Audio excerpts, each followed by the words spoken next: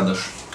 Bom, você sabe que as horas extras, muitas vezes, muitas empresas impõem que os trabalhadores façam o chamado banco de horas, né? Só que o banco de horas, ele tem um limite.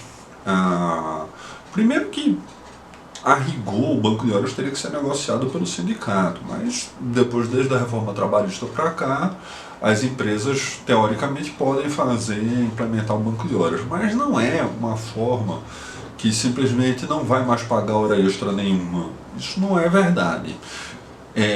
Embora que tenha sido meio que institucionalizado dessa forma, mas se o trabalhador depois, seja por meio do seu sindicato, ou seja, o trabalhador diretamente entrar com ação judicial, pelo menos em tese o juiz teria que dar o pagamento de algumas horas extras em determinadas circunstâncias. Quais são elas? Principalmente no caso da chamada hora extra habitual.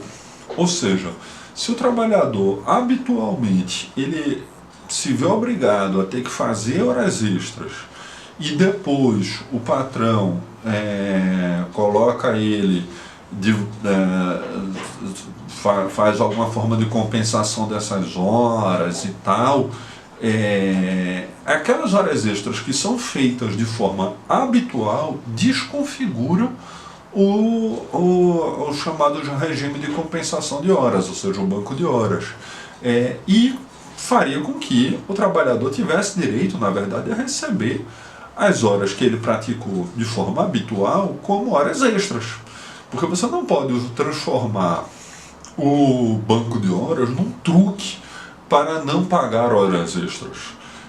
Então, por mais que tenhamos tido graves e sérios retrocessos em função do golpe sofrido em 2016, em função dos retrocessos aí da reforma trabalhista, do governo Temer e tudo mais, por mais que tenhamos tido todos esses retrocessos, ainda assim, pelo menos em tese, existe uma legislação que protege em algum aspecto, em alguma medida, o direito à vida dos trabalhadores.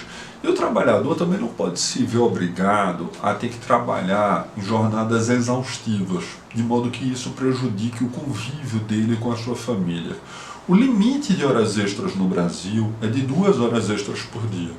Ou seja, e a hora extra, inclusive o próprio nome da jornada diz, é a hora extraordinária, não é uma hora que compõe a jornada normal, é para ser extraordinário. Se é habitual, deixou de ser extraordinário. Então, se toda semana o trabalhador ele tem que fazer tantas horas extras, deixou de ser hora extra, passou a ser hora habitual. Então, se toda semana o trabalhador ele é obrigado a fazer horas extras no domingo, e aí trabalha lá 8 horas no domingo e depois ele ganha uma folga tipo numa quarta, você trocou horas boas por horas ruins, você entregou suas horas que seriam boas, do que você poderia assistir um futebol, no churrasco, ou sei lá, trabalhador que é religioso, na missa, algum evento com a família, o que quer que seja, para ficar em casa depois assistindo Sessão da Tarde na quarta-feira. Não tem vantagem. Você trocou hora boa por hora ruim. Então, essa forma de compensação, isso é irregular, a forma como as empresas fazem, porque na verdade ele teria que pagar o adicional do domingo. O trabalhador tem direito ao seu domingo. A gente já fez até outro vídeo só sobre especificamente do domingo, mas focando aqui na questão das horas extras e do banco de horas. Então, como eu estava colocando, se o trabalhador passa por uma situação dessa, em que ele se viu obrigado, porque o chefe meio que impôs a ele que ele assinasse um acordo de banco de horas, mas ele, mesmo tendo assinado esse acordo, ele está se vendo obrigado a ter que fazer mais horas extras, de modo que isso seja uma habitualidade, ou como um truque para não pagar o adicional de domingo, o que quer que seja.